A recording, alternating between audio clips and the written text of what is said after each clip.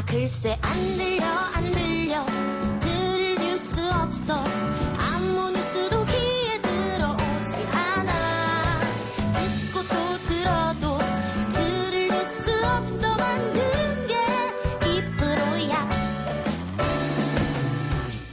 이동영의 뉴스 정면 승부.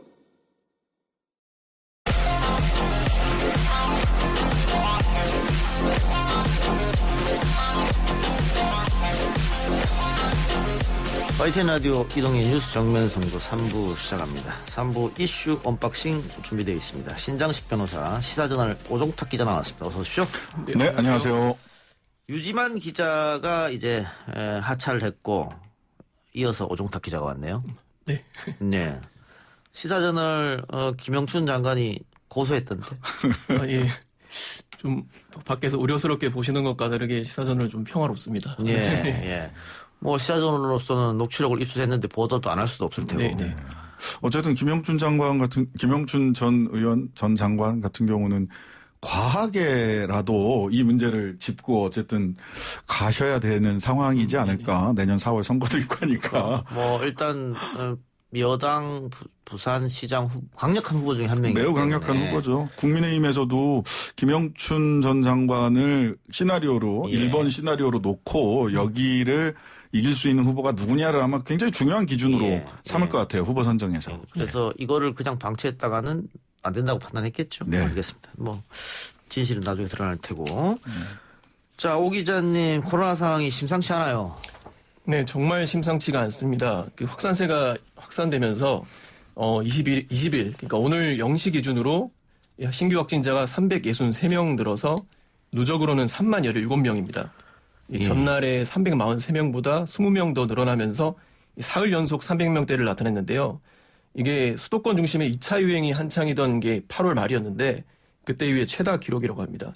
뭐 이렇게 되면 3차 유행 뭐 이런 얘기도 나올 수밖에 없을 텐데 정부로서는 또 방역 당국으로서는 고심을 하지 않을 수 없겠습니다. 지금 1.5단계인데 1단계에서 0.5단계 상향했죠. 근데 2단계로 다시 갈 수 있다. 근데 2단계나 2.5단계로 갔을 때 그러면 또 누군가는 큰 희생을 해야 된단 말이죠. 그렇죠. 대부분 자영업자들이 많고 또 여행 숙박업 하시는 분들 이런 분들이 1차적으로 굉장히 피해를 입게 되는 거죠. 근데 어쨌든 정세균 총리가 그 6차 6번째 코로나 관련해서 담화를 내셨고 3차 대유행이다라고까지 이제 이야기를 하셨는데 실제로 이게 참 남지도 모자라지도 않은 대책을 만든다는 게 참으로 어려운 일이죠. 그러면 이제 방역과 민생 이 사이에서 어떤 현명한 선택을 할 수 있을 거냐. 근데 이런 측면에서 보면 이전에도 우리 K방역 이야기를 하면서 OECD 전체 국가 중에서 마이너스 성장이긴 하지만 상대적으로 가장 높은 경제 성장률을 가져왔단 말이죠. 근데 그때 정부에서 했던 얘기가 방역이 경제다 이런 이야기를 했어요. 그렇다면 방역은 방역대로 하더라도 지금 어떻게 그 자영업자들이나 어려운 분들의 경제적인 부분, 민생을 어떻게 살릴 거냐. 그러면은 뭐 이재명 지사도 말씀을 하셨지만, 기본지원금 내지는 기본소득과 관련된 논의를 다시 진지하게 해야 될 때가 되는 게 아닌가라는 생각을 하게 됩니다. 근데 또 방역 측면에서 좀 더 집중해서 보면은 지금 더 이상 약간 경제 타격을 논하기 힘든 분위기로 좀 가고 있는 것 같더라고요. 전문가들도 이미 3차 유행 시작됐다고 이제 거의 진단하고 있는 상황이라서. 그래서요. 그래서 단순히 그냥 뭐 소비 쿠폰 나눠주고 이런 정도가 아니라 기본적으로 좀 유동성을 정부가 책임 있게 좀 공급하는 그 기본적인 생활을, 국민들의 기본적인 생활을 이 방역에 집중하면서도 돌아다니지 말아야 되는데 모임도 하지 말라고 하는데 그럼 뭐 어떻게 먹고 살 거냐는 거예요. 그러니까 뭐 K 방역이라고 정부에서 또 방역 당국이 잘한 것도 있겠습니다만 우리가 유럽이나 미국이나 뭐 남미처럼 환자가 쏟아지지 않는 이유는 국민 개개인들이 너무 그럼요. 협조를 잘해줬기 때문 아니에요? 그럼요. 지금 벌써 몇 개월째입니까? 8개월째인데. 근데 이제는 코로나 피로감이 극도로 쌓인 것 같아요. 국민들도. 그러니까 그래서 국민들한테 모임을 자제해라, 개인위생 철저해라, 마스크 써라 이것만 계속 어떻게 강조할 수 있겠느냐. 여러모로 참 어려운 상황인 것 같습니다. 굉장히 어려운 상황일 것 같아요. 좀 얼마 지나고 나면 한 10년, 20년 지나고 나면 응답하라 2020 이게 나올 것 같아요. 그리고 첫 나레이션도 딱 이렇게 나올 것 같습니다. 그때 우리는 몰랐다. 평범한 일상이 얼마나 소중한 것인지. 그렇죠. 예. 마스크 세대가 또 나오지 않을까. 제 딸이 고3인데요. 지금 걱정이 태산입니다. 예. 마스크 쓰고 시험 보는 연습하고 있어요. 그래요. 예. 또 뭐 요즘엔 뭐 4살, 5살 꼬맹이들도 다 마스크 쓰고 다니니까 그러니까요. 얼마나 답답할까요? 그러니까 처음에는 아이고 귀엽다 했는데 지금은 아이고 안 됐다라는 예, 얘기가 예. 절로 나옵니다. 사실. 알겠습니다. 자, 다른 얘기 좀 해볼까요?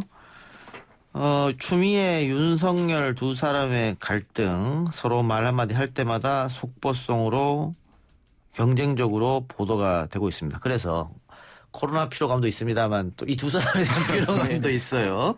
근데 언론이 너무 편파적으로 또 중계식으로 보도하는 거 아니냐 이런 이야기가 나오고 있는데요. 경마보도라고 보통 얘기하죠. 예, 저도 언론에 속한 사람이지만 말 그대로 점입가경 같습니다. 이게 지난 국정감사 때부터 특히 더 심해진 것 같은데요. 이 21대 국회 들어서 처음 한 국정감사였는데 이제 의미 있는 정책 논쟁은 사실 뭐 많이 나왔지만 기억나는 게 없고 이제 추미애 장관과 윤석열 총장의 공방만 남았습니다. 그래서 아시다시피 아이러니하게도 이런 가운데 윤석열 총장의 지지도는 점점 올라갔잖아요. 그래서 최근엔 뭐 어느 차기 대선 주자 지지율 조사에선 1위를 차지하기까지 해가지고 이제 뉴스 가치를 판단하는 기준 중에서는 저명성이라는 게 있지 않습니까? 그래서 그것 때문인지 언론이 윤 총장 관련 사안을 좀 더 비중 있게 계속 차츰 보도하면서 이제 추윤 갈등, 정확히는 언론이 보도하는 추윤 갈등 구도의 노출 빈도도 같이 증가한 것 같습니다. 문제는 보도하는 걸 보면 옛날에 철이와 미애라고 가수가 있었는데 너는 왜 열이와 미애 너는 왜 이런 식의 네. 근데 너는 왜 했으면 왜 대립하고 있는가라고 하는 본질의 검찰개혁의 본질에 이렇게 육박하는 기사들이 좀 나와야 되는데 또 이렇게 얘기했어요. 또 저렇게 얘기했어요. 갈등이 고조됐어요. 뭐 대노, 진노 굉장히 감정적인 예. 표현들, 예. 인상 비평 예. 이런 식의 기사만 계속 나오고 있거든요. 평검사 2명을 보냈다. 뭐 감히 뭐 이런 거잖아요. 아니 평검사 2명 얘기도 실은 처음에 그 소스가 이 평검사 2명 보내가지고 조사하려고 했다라는 기사의 소스가 검찰들 얘기잖아요. 검찰발 검찰발 기사인데 예. 근데 사실은 그건 사실도 아니었고 예. 그게 아니라 일정 협의하기 위해서 밀봉된 봉투를 갖고 와서 전달해달라 그랬더니 안 받아버리잖아요. 그리고 그 대검의 정책기획관, 정책기획관인가요? 이게 윤석열 총장의 대리인도 아닌데 왜 개인 윤석열에 대한 감찰을 하는데 뭐 서면으로는 다 진술하겠습니다라는 입장 발표를 왜 대검의 공직을 가진 사람이 하느냐고요. 저는 그건 말이 안 된다고 생각을 하거든요. 그리고 아시다시피 그 감찰을 보낸 이유도 이제 따로 있는데 라임 자산 운용 펀드 사기 사건에서 이제 뭐 검사 야권 정치인 로비 은폐와 보고 누락 의혹, 중앙지검장 시절 유력 언론사 사주와의 만남 의혹 이런 뭐 5건이 있다고 하는데 이제 그런 사항은 사실 곧바로 스포트라이트 밖으로 제쳐지고 다시 추윤 갈등, 일촉즉발 대결 이런 상황에 주목한 기사들이 넘쳐났습니다. 예. 그러니까 감찰 내용에 대해서는 뭐 충분히 감찰할 만한 사안이다. 그런데 왜 그 평검사 둘을 보내서 이렇게 모욕 주기를 했느냐. 아까 그 신장식 변호사 말처럼 이거는 검찰 쪽에서 흘러나온 말이고 언론이 그걸 그대로 받았어서 이건 그럼 윤석열 모욕 주기 아니냐 이런 거잖아요. 예. 근데 검찰청 법무부 훈령에 보면 이 감찰에 관해서 정확하게 나와 있거든요. 협조해야 된다고. 예, 감찰 규정 예. 6조, 법무부 감찰 규정 제6조에 보면 와서 진술해야 되고요. 서면 내라고 그러면 서면 내야 되고 적극적으로 그 감찰에 응해야 된다. 심지어 감찰에 응하지 않으면 그것도 감찰 대상이다. 근데 라고 돼 그렇게 있어요. 규정이 돼 있는데 감찰에 응하지 않으면 그것도 감찰 대상이라는데 지금 보면은 어쨌든 윤석열 총장 응하지 않는 모양새잖아요. 네. 그렇게 했을 때 법무부에서 뭐 실질적으로 제재할 수 있는 방법이 있습니까?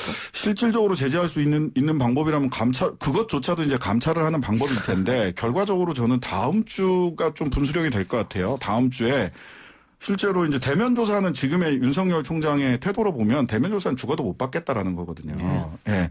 그랬을 경우에 실제 우리 국민들이 어떻게 판단을 할 거냐. 여론조사 일정한 며칠 전에 나온 여론조사 보면 그 대선 출마에 대해서는 윤석열 총장 대선 출마에 대해서는 국민들의 거의 과반 가까운 사람들이 반대하거든요. 예. 근데 추 장관이 지금 하는 거는 잘하고 있느냐 그러면 또 거기에 대해서도 부정적인 의견이 예. 많아요. 예. 그 얘기는 뭐냐면 윤 총장 검찰총장 역할만 제대로 하면 된다. 정치적 행보 하지 말라. 제자리로 돌아가라. 공무원으로서. 대선 출마 같은 정치적인 행보는 하지 마라라고 하는 건데 윤 총장이 계속해서 사실은 저는 검찰총장이 민생 행보하는 건 처음 봤어요. 뭐 갑자기 검사들 모아놓고 민생 사건 열심히 해라 뭐 이런 얘기 했거든요. 그것도 뭐 돌아가면서 다 하겠다 이렇게 얘기를 하는데 이러한 국민들의 여론이 되게 중요하다는 생각이 들고요. 거기에 따라서는 법무부에서도 추가적인 조치 저는 할 수 있다고 봅니다. 자, 방금 신 변호사 말처럼 여론조사하면 윤석열은 정치하면 안 된다. 추미애는 잘못하고 있다. 이게 대세인데 그렇습니다. 이 두 사람 다 대통령이 임명한 사람이란 말이에요. 그렇죠. 인사권자이고. 근데 국민들이 이렇게 대통령의 인사로 인해서 피로감을 느낀다고 하면 결자해지 차원에서 대통령이 나서야 되는 것 아니냐. 뭐 두 사람을 다 교체를 하든지 아니면 한쪽을 교체를 하든지 해야 되는데 일단 청와대는 전혀 움직임이 없단 말이에요. 뭐 저는 당연히 그럴 수밖에 없다고 생각이 들어요. 첫 번째 이제 그 추미애 장관은 임무가 분명합니다. 검찰 개혁입니다. 공수처, 그다음에 검경 수사권 조정 이게 자리를 잡는 데까지는 적어도 추미애 장관이 자신의 역할이 있는 것이고 사실 뭐 추미애 장관 이외에 누가 더 이 정도로 검찰 개혁을 추진력 있게 할 수 있을까? 그다음에 그냥 추진력만 가져서는 안 됩니다. 온 가족이 탈탈 털리는 것을 견뎌낼 수 있는 강철 멘탈이 있어야 법무부 장관을 할 수 있는 지경에 이르렀잖아요. 그렇기 때문에 추 장관에 대해서는 뭐 청와대에서 다른 어떤 뭐 공수처 출범이라도 해야 그다음에 인사 요인이 발생한다고 보고요. 그다음에 그 검찰총장 같은 경우는 사실 그 자리에서 물러나는 게 본인 스스로 물러나지 않는 한 세 가지 방법이 있는데 하나는 탄핵하는 겁니다. 국회에서. 그다음에 두 번째는 대통령이 해임을 하는 건데 이건 임기가 보장된 공무원에 대해서 해임 사유는 굉장히 엄격하게 지금까지 법원이 따져왔고요. 마지막은 검사이기 때문에 검사 징계 절차에 따라서 징계를 하는 거예요. 근데 그렇다면 저는 수사, 지금 진행되는 수사와 감찰 내용에 따라서 그 내용에 뭐가 나오느냐에 따라서 검토될 수 있는 건 징계, 검사의 직을에서 물러나면 총장도 당연히 못하는 거거든요. 그래서 요 세 가지가 관건이고 결국은 감찰과 현재 진행되는 중앙지검과 남부지검에서 진행되는 수사 내용 에 따라서 뭐 달려 있다. 신 변호사가 말씀하신 건 법령에 따른 것이고 예, 그렇죠. 예. 정치적으로 풀 수도 있는 방법이 있다. 예를 들면 국정감사장에서 윤석열 총장이 인사권자가 나를 신임하고 있기 때문에 네. 끝까지 있겠다고 얘기했잖아요. 네. 그럼 반대로 불신임하면 나간다는 얘기 아닙니까? 본인이 뭐 그 말을 거꾸로 뒤집으면 본인이 그러니까. 책임져야 될 정치적으로 그러니까. 정무적으로 책임져야 예. 될 일이죠. 그래서 뭐 대통령이 불신임 어떤 워딩이 나온다면은 네, 뭐 네. 그런 것도 한 방법이지 않겠냐라는 것이죠. 네. 점점 더 대통령을 향하는 시선이 좀 네, 늘어나는 참. 것 같습니다. 참 그게 그 저쪽에서 윤석열 총장이나 국민의힘 쪽에서 그 추나땡 추미애 장관이 나오면 땡큐다 뭐 이런 얘기를 하는데 실제로 여기에 대통령까지 직접 나서서 예, 언급을 했을 때 그것이 또 그쪽에서 또 어떻게 받아들일지는 그래서 사실 좀 깊이 1월 생각해봐야 될 3일에 부분인 추 것 장관이 같아요. 취임하셨더라고요. 근데 그 뒤로 이제 한 조치들을 보면은 인사, 수사 지휘권 발동, 친인척 관련 수사, 감찰 이런 쓸 수 있는 카드는 다 썼다고 이제 평가를 하더라고요. 그런데도 이제 윤 총장이 계속 버티니까 추 장관으로서는 더 이상 할 게 없을 것이다 이런 여론도 많더라고요. 예. 아니요, 저는 할 게 더 있다고 보는데요. 그 지금 제도 개혁에 매진하는 것이 한편으로 굉장히 중요하다고 생각합니다. 즉 뭐냐면 그 지난번에 검경 수사권 조정하면서 시행령 만들어냈을 때 그때 많은 분들이 비판했어요. 왜 이렇게 검사한테 직접 수사할 수 있는 범위를 넓게 했느냐. 근데 지금 시간이 지나고 나서 보니까 월성 원전도 그렇고 검찰이 여전히 자신의 수사권을 가지고 정치적인 행태를 보이고 있기 때문에 지금 국민들의 여론은 검찰의 수사권, 직접 수사 범위를 더 축소시켜라. 이런 여론들이 비등하고 있지 않습니까? 저는 추 장관이 이러한 제도개혁, 검찰개혁의 본질은 제도개혁이거든요. 검찰의 비대한 권한을 축소하는, 과도한 권한을 축소하는 거기 때문에 이런 제도개혁이라고 하는 아주 육중하고 큰 칼을 제대로 쓰시는 게 남아있다. 그리고 그게 검찰개혁의 본질일 수 있다. 이런 생각이 듭니다.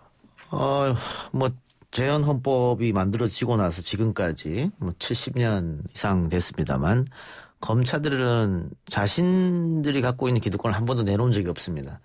지금도 검찰개혁은 결국은 기득권 내놓으라는 거잖아요. 그럼요. 그거 못 내놓겠다는 거지 않습니까? 예, 예.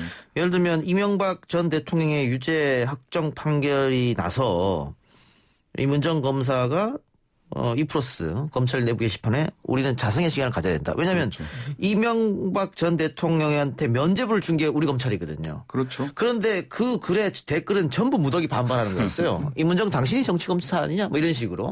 거기다가 뭐 커밍아웃 이런 것도 있었고 서울시 간첩 조작 사건이 터졌는데 국정원 직원들은 처벌받았는데 대한민국 검사들은 처벌받지 않았단 말이죠. 그러니까요. 이게 수사와 기소를 한쪽에서 다 하지 않습니까? 그러니까 수사를 잘못하면 기소 상황에서 기소를 안 하면 되는데 지금 우리 검찰은 수사 기소를 다 갖고 있으니까 기소할 때 수사가 잘못됐다고 판단해도 그거를 인정을 안 하는 거죠. 그냥 가버리지 않습니까? 그러니까 뭐 본인만 인정 안 하는 게 아니라 검찰 무오류 조직이 그러니까. 예, 조직 자체가 그러니까 그 최근에 그 이문정 검사 얘기가 나와서 말씀드립니다만은 어제 이춘재 8차 사건 관련해서 윤석열 씨가 재심을 하는데 검찰이 무죄 구형했어요. 예. 그 굉장히 이례적인 예, 일입니다. 그렇죠. 이것이 검찰 개혁의 작은 성과라면 성과예요. 이문정 검사는 그 재심 사건에서 예전에 검찰이 조작했던 재심 사건에서 무죄 구형했다가 징계받았었어요. 예. 예.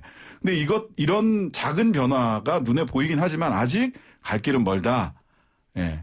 이런 생각이 듭니다. 예. 알겠습니다.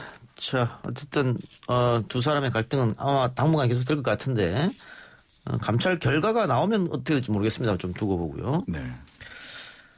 김해 신공항이 백지화되면서 가덕도 신공항이 탄력을 받는 모습을 보이고 있습니다. 국민의힘이 특별법을 내놨고 뭐 여당은 뭐 아마 저는 찬성으로 내놓은 것 같은데 예, 국민의힘이 특별법 내놓은 것에 대해서 지도부가 반발을 했습니다. 원내대표가. 그러면은 이 국민의힘 내부 분열이 우려가 되기도 하는데 어떻게 보세요? 네, 뭐 영남 분열을 우려하는 뭐 당 지도부의 만류에도 이제 불경 지역 의원들이 이제 특별 법안을 발의한다고 이렇게 나왔는데, 근데 사실 국민의힘에서 이게 뭐 영남 분열을 우려한다 이러는데 큰 우려는 아닌 것 같은 좀 뉘앙스더라고요. 예. 그러니까 예, 그냥 어떻게 하는지 좀 지켜보는 그런 느낌이 많이 들어가지고. 그런데 뭐 우리가 앞에 1부에서도 뭐 변상호 앵커와 함께 얘기했습니다만 변 앵커 이야기는 민주당은 꽃놀이패다라고 했거든요. 꽃놀이패죠. 꽃놀이패가 됐고 사실 그 애써 아닌 것처럼 이야기하지만 저는 이 트라우마가 있을 겁니다. 국민의힘 쪽에서는. 말하자면 세종 행정수도 이전과 관련해서 이명박 대통령하고 박근혜 전 대통령이 굉장히 강하게 부딪혔었고, 예. 그러면서 당이 사실은 굉장히 지울 수 없는 상처가 났고, 이명박 박근혜 두 사람이 경선을 하면서 서로가 서로를 폭로했던 것들이 사실은 한 10년 정도 지난 다음에 전부 다 사실이었다라는 게 드러날 정도로 당내 분열상이 컸거든요. 이번 건 같은 경우도 사실은 주호영 원내대표는 굉장히 강한 톤으로 반대하는 입장을 내고 있고, 김종인 비대위원장은 뭐 정치적인 의도가 있는 것 같지만 어쩌겠냐, 어쩔 수 없다 이런 태도거든요. 그래서 그런 톤이라서 결과적으로 이 김종인 이 투톱이 이전부터 다른 사안에서도 미스매치가 좀 있었어요. 실제로 그 리더십을 공고히 가져갈 수 있느냐 하나의 시험대에 오른 게 아닌가라는 생각도 듭니다. 아니, 김종인 위원장 입장에서는 일단 선거를 이겨야 되니까 그렇죠. 본인의 임기가 보궐까지니까. 그런데 여기에 반대를 하면은 부산시장은 날아가는 것처럼 보이잖아요. 날아가죠. 그리고 반대 못하고. 근데 또 TK의 지역구 있는 사람들은 찬성 못하잖아요. 네네. 아무리 선거가 있다 하더라도. 그 지역 주민들 눈치를 봐야 되는데. 그건 반대하고. 그럼 민주당 입장에서는 너무 좋은 카드다 이거는. 꽃놀이패죠. 그래서 저도 고향이 부산이라 가지고 그 지역의 언론사나 이제 뭐 지역의 사람들 반응을 듣는데 이 중앙 정부나 언론에 대한 그 불신이나 반감이 상상을 초월하더라고요. 예. 그래서 당연히 돼야 하는 그런 분위기더라고요, 부산에서는. 네. 여기서 그 부산 지역구 의원들이 국민의힘 소속이라고 해서 절대 뭐 반대하거나 이럴 상황이 아닌 것 같았습니다. 부산 시민들 입장으로는 이거 아니면 죽는다. 이 정도라고 얘기하더라고요. 거의 그런 수준이더라고요. 그래서 내년 부산시장 재보궐선거에서는 가덕도 신공항을 놓고 찬성 반대는 쟁점이 안 될 거고요.